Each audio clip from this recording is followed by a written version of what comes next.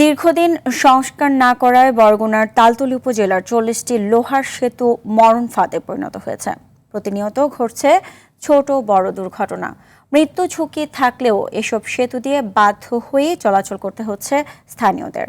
তাদের অভিযোগ, একাধিকবার জানানো হলেও সেতুগুলো মেরামতে কোনো পদক্ষেপ নেয়নি কর্তৃপক্ষ।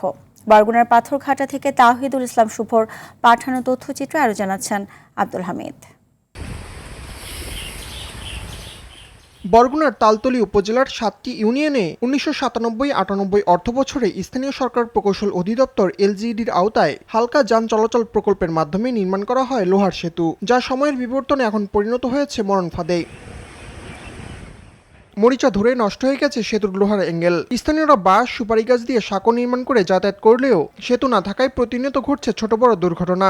ধান বেচতে পারি না, যেমন একটা মালামাল ঢুকাইতে পারি না, কেরিং খরচা এনে কোনো কিছু ঢোকে না। ধান কাটার জন্য কোনো মেশিন ঢুকাইতে পারতেছে না, ব্রিজে করতে ব্রিজ নাই, এই জন্য আমাকে বেহালা কোনো মেশিন ঢোকে না। ব্রিজ ভেঙে গেছে, কাল গেছে টলার, বৃষ্টির মধ্যে উঠতে পারি না, কত কষ্ট করে এপার আওয়া লাগছে। হ্যাঁ, একটা সমাধান আমরা চাই, যাতে আমরা এপার ওপার পারাপার করতে পারি।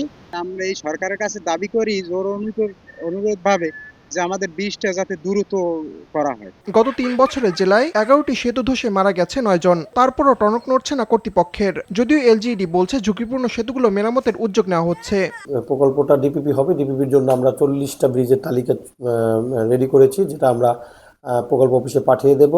এবং এই উক্ত ব্রিজগুলো আপনার যখন নির্মাণ শুরু হবে, এই উক্ত ব্রিজ নির্মাণ হয়ে গেলে এই বরগুনাবাসীর, তালতলীবাসীর ব্রিজের সমস্যা লাঘব হবে। শুধু মন ভুলানো আশ্বাস নয়, জনদুর্ভোগ নিরসনে কর্তৃপক্ষের দৃশ্যমান পদক্ষেপ দেখতে চান ভুক্তভোগী তালতলীবাসী। আব্দুল হামিদ, RTV।